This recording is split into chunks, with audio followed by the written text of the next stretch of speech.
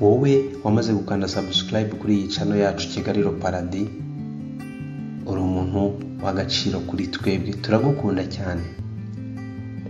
Komeza urebe video zacu dushyiraho kandi ukomeze udufashe mu kuzisangiza inshuti zawe ziri hirya no hino kugira ngo tugire abantu benshi badukurikira. Kubagira ni iby'agaciro. Niba nawe aribwo bwa mbere ukidusura ukaba ubonye Kigaliro Paradis muri telefone yawe cyangwa mudasobwa yawe bwa mbere, wisiga udakanze subscribe ni iryo jambo ritukura riri munsi y'iyi video ureba.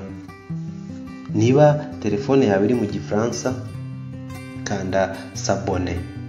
Numara gukanda subscribe cyangwa se s'abonner, utambike hirya gatoya ukande kukazogera gahari kugira ngo iteka uko tumaze gutunganya inkuru zacu zikigera hano ujye uwa mbere mu bazibona. Jewe ndi Alani Claude, hanyuma reka tubane uyu munsi. Reka tugaruke kuri COVID-19. Amakuru dukesha RBC ari ku rubuga rwayo rwa Twitter yo kuwa 2/7/2021 aratwereka ko mu Rwanda abantu basaga gato 40,000 n'abantu 798 bamaze kwandura COVID-19. Abo ni abanduye bose. Ariko muri abo 40,000 n'abantu 798 harimo abantu 884 banduye kuri itariki ya 2/7. Muri abo bantu abarwaye ku buryo burembye cyangwa se abari muri critical conditions n'abantu 43. Kuri uwo munsi tariki 2/7 hapfuye abantu 5. Umubare w'abapfuye bose uba abantu 453 bamaze guhitanwa n'iki cyorezo cya COVID-19. Ejo tariki 2/7 umujyi wa Kigali wo wonyine abantu 179 baranduye. I Rusizi 81, ku Kamonyi handi abantu 67, mu Bugesera 47, i Musanze 46, Gicumbi handi abantu 43, i Muhanga 42, Rubavu 42, Gakenke 36, Huye handi abantu 35, Nyamagabe handura 34, Ngororero handura 29, i Gatsibo handura 25, i Rutsiro handura 25, i Burera handura 23, i Ngoma handura 18, mu Ruhango handura 17, i Kayonza handura 15, i Nyanza handura 14, i Karongi handura 13, i Nyagatare handura 13, i Rulindo handura 12, i Nyamasheke handura 9, i Kirehe handura 8, i Nyaruguru handura 7, Gisagara handura 4,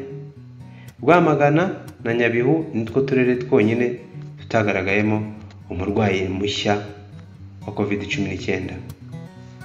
Ibi ni bikwereka ko hirya no hino mu gihugu mu turere dutandukanye mu mirenge itandukanye abantu bamerewe nabi.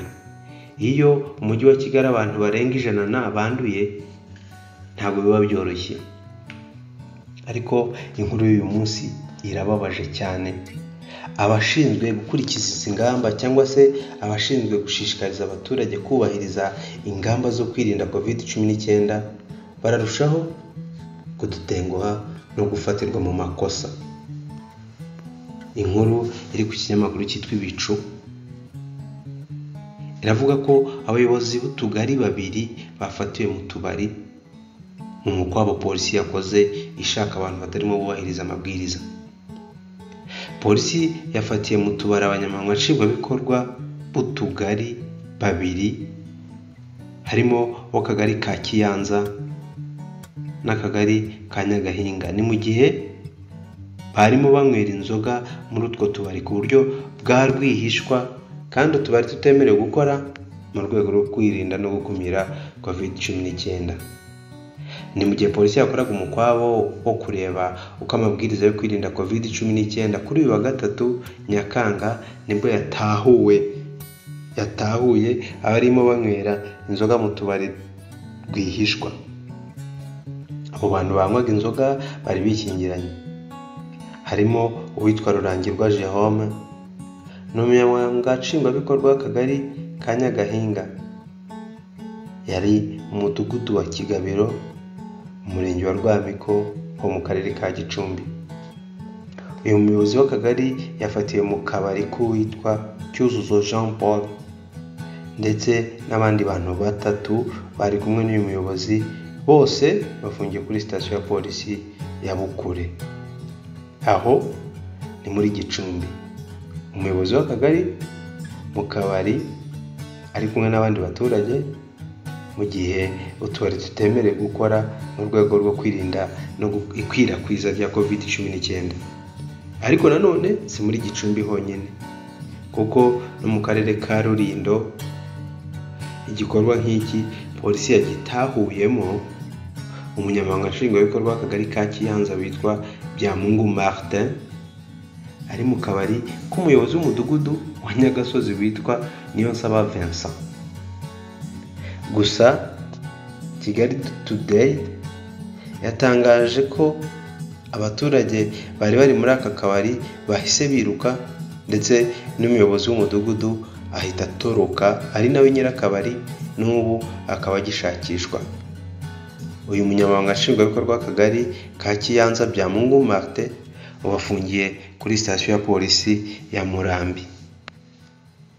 Yitwa CIP Alexis Ndayisenga, ushinzwe guhuza ibikorwa bya polisi n'abaturage cyangwa se community policing mu ntara y'Amajyaruguru. Yibutsa ko inzego z'ibanze zifite inshingano zo kugenzura ko aya mabwiriza yubahirizwa. Ati umuyobozi akwiye kuba intangarugero, akanabera urugero rwiza abayobora.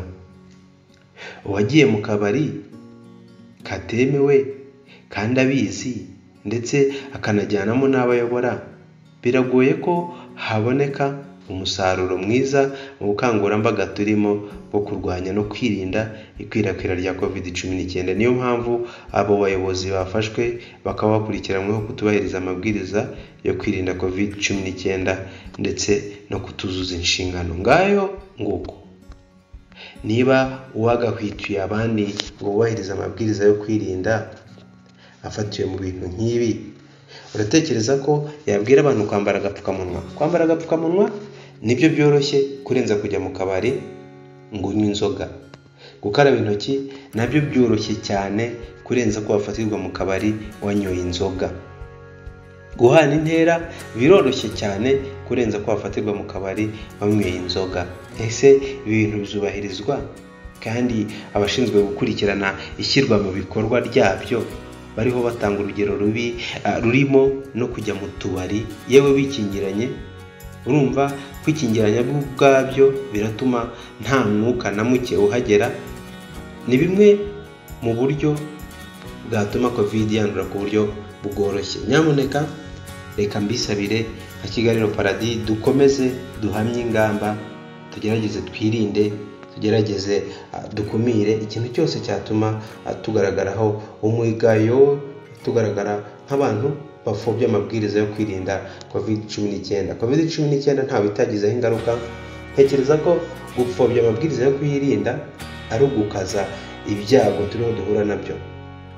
Ndabashimiye ko mudahwema kubana natwe kuri Kigali Paradis. Muri abantu b'agaciro kuri twe, mukomeze musangize ibiganiro byacu inshuti zanyu, munakomeza kwirinda. Jyewe ndi Alani Claude, reka tuzasubire mu biganiro bitaha. Imana ibarinde kandi nyamuneka turushaho gukaza ingamba zo kwirinda COVID-19. Ciao ciao, Imana ibarebe icyoroshye.